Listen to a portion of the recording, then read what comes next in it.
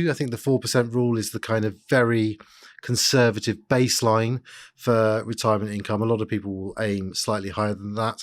But I guess the reality is that what's safe to withdraw, and you don't know this in advance, but what's safe to withdraw is going to be dependent on your investment returns, isn't it? 4 to 5% might be the right place, but actually it could be higher than that. And I guess that's the potential of drawdown as a way of accessing your pension, isn't it? It could be much better than that if returns go your way. Hello, everyone, and welcome back to the Personal Investor Podcast. I'm Ed Monk, and I'm joined today by Fidelity's Jemma Slingo to talk about the kind of retirement that you should expect if you've managed to save a retirement fund of £500,000. Sounds like a lot of money, but what does it truly get you in terms of an income in retirement? Before that, let me remind you that if you find this video useful or interesting, to please subscribe to the channel. Give us a like, join the discussion in the comments below. It really does help others find what we're doing here, and it means that you'll get new content as soon as it is released. That all said, Jemma, welcome along.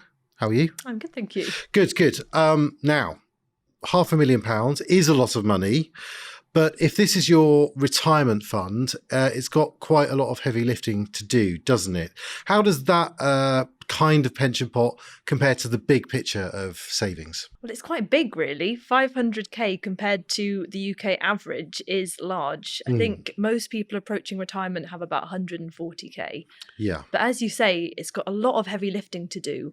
And I find one of the really hard things with retirement is figuring out actually what those really big numbers translate into on a monthly or a yearly basis. So hopefully we can shed a bit of light on that today. That is exactly what we're here to do, indeed. And I think, those figures for comparisons for pension pots, they get harder and harder to sort of have a proper meaning, because more of us nowadays have defined contribution pensions. That means we'll probably get these larger amounts. But as you say, it's difficult to know how it always translates into income. Okay, so before we get to the kind of income that people can expect in pounds and pence, we're going to come up with those figures. A lot depends on how people access this money, right? Because there's different ways to do that. There are. So there are two main ways. And in reality, it's often a case of mix and matching. It's not this case you have to completely commit to one route and that's what you're doing. But for simplicity's sake, we'll talk about the two main routes and think, okay, you're going to commit to this and stick with it. Yeah.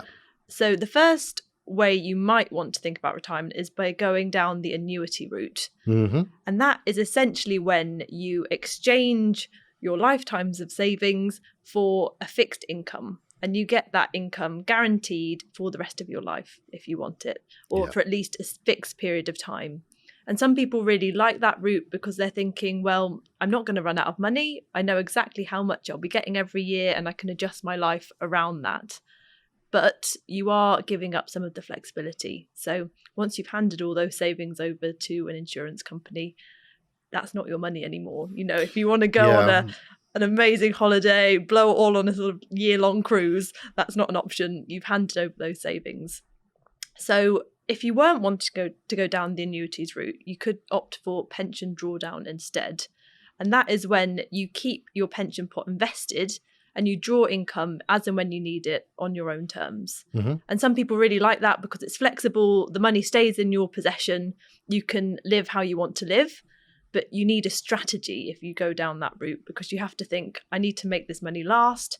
How much can I take out every year for it to last me through my life? And what a market's going to do.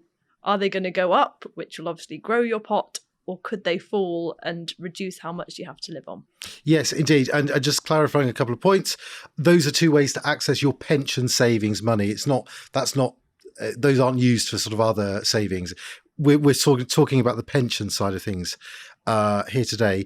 And just in point of fact, because I know people will point it out if we don't say, you mentioned drawdown as being one of the routes. There is another way which is involving lump sums taken from an sort of invested pot of money. It's quite similar to drawdown. And for the purposes of our conversation today, we'll treat it as all the same.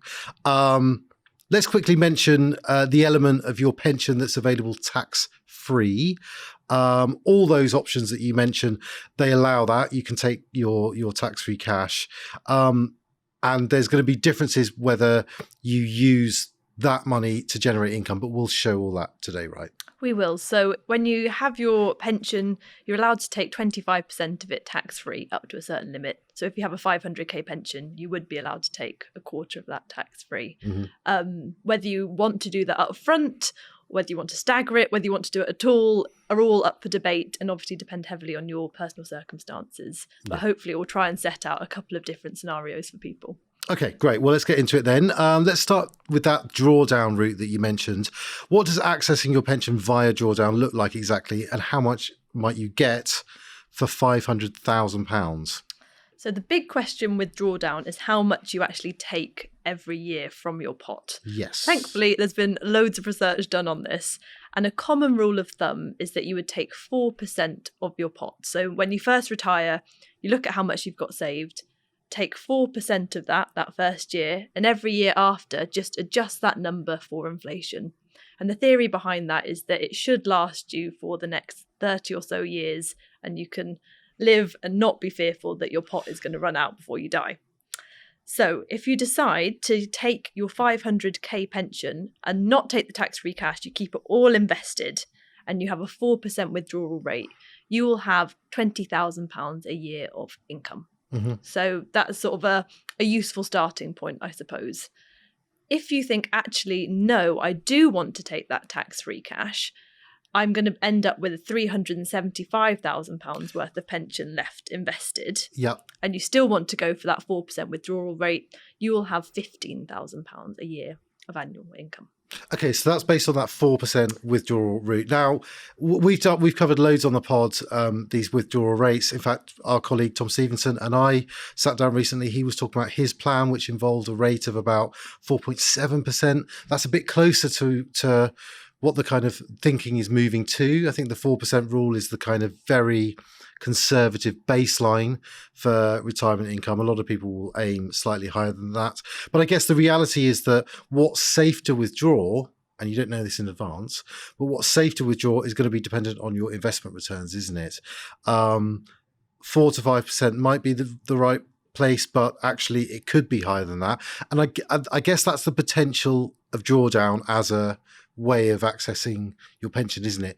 It could be much better than that if returns go your way, obviously with the risk that they fall as well. Definitely. And you could end up in a situation where you're kicking yourself thinking, oh, I could have afforded to take much more from my pension early on if I'd known what was going to happen. But obviously nobody knows for certain what is going to happen in the markets. And if you did opt for example, a 5% withdrawal rate, obviously you'd see that annual income tick up by a decent amount. Yes, indeed. Well, we'll show a little later all of this on screen. But let's move on now to the annuities question. What would £500,000 of pension savings generate via annuity?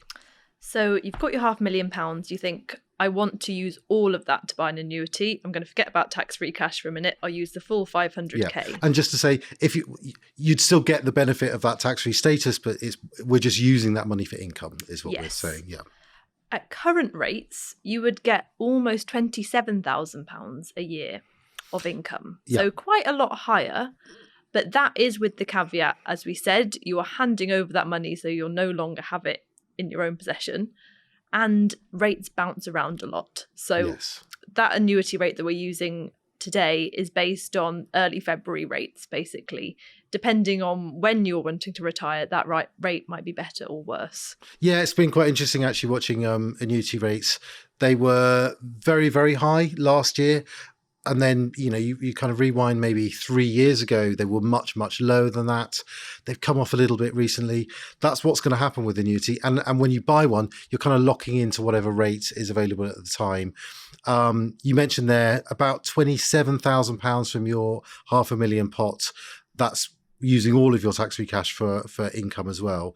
So a little ahead of the annuities, the drawdown rates that we were showing, but that's very uncertain because of the investment sort of risk that we talk about there. Okay, we've got a graphic we're going to pull up on screen and we can show all of these numbers. You can see, just to run people through it, that annuity income there, and that's with a 3% escalation, right? That's important to say, isn't it? Because that's what's going to protect you from inflation. Exactly, yeah. So it rises by 3% every year on the assumption that, prices will be going up as well. So you want to keep pace with inflation, roughly. And there are options to get annuities without that escalation. You're going to get a higher starting income, but you're not going to be protected in any way from any rising prices. Okay, so we've got a comparison there with the drawdown rates. 4% is £20,000, 5% would be £25,000, and that's assuming all of the pension pot is used for income. And then we've got comparable numbers there for where tax-free cash is taken. And there can be all sorts of good reasons to take tax-free cash, can't there? I mean, you might want to be clearing debt or helping children or just spending the money. But if you do that, it will obviously reduce the income you can get. I guess, Jemma, people might look at these numbers and find it a little bit underwhelming in terms of the income they're going to get. £500,000, as we said, is a big number, and it's hard to save that amount, and not many people will be able to do it. So these numbers could be a little low compared to, say, people's salaries when they're earning. But what is there to say about that? What kind of or is this income going to be enough for people? That's the question we're going to answer today. How comfortable will you be on that level of income? So as you say, I think you have to get out of the mentality in retirement that you have to exactly replicate what your salary was when you're working. Because there have been various studies that show actually you don't need the same number because you're not saving anymore. A lot of your expenses have gone because you're not having to travel to work and all the rest of it. So actually you might only need, for example, 60% of what you are earning to maintain a similar kind of lifestyle. Yeah. So that's one thing to think about. It's not like, oh my goodness, that's half of what I'm earning at the moment. The standard of living I have is going to massively drop. That's not necessarily going to be what happens. There's also an organisation called Pensions UK, which used to be called PLSA, which does this really, really useful piece of work every year where it tries to gauge how much a minimum, moderate and comfortable standard of retirement costs. And you're sitting at home thinking, well, actually comfortable is what I would like. That's what I'm aiming for. It might be useful to try and map onto those numbers, the 500k pension figures we've just been talking about. So we did a little bit of number crunching. And basically what we found was if you are living in a couple, so you have a partner, you're sharing a lot of those expenses, life is generally a bit cheaper, a 500k pension should enable you to live a comfortable life by the Pensions UK standards. Yes. If you're on your own, however, things are a bit more stretched because you need to generate so much more income yourself and your living costs tend to be higher because you're not sharing them with someone. That 500k pension starts to look a bit less appealing because it won't quite get you to the point of having a comfortable income according to those standards. And there's a couple of sort of quite obvious things to say here.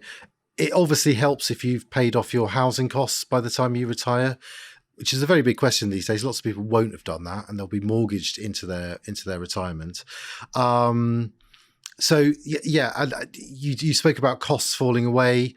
Life does get a bit cheaper in retirement. And also, if you're putting money away into savings as a working person, yes, you're earning the money, but you're not actually getting use of it. So you can kind of, if you're not saving from your retirement salary, then actually that's all money you can spend. You might not notice the difference, and these numbers might be a bit bigger in reality than they appear on paper.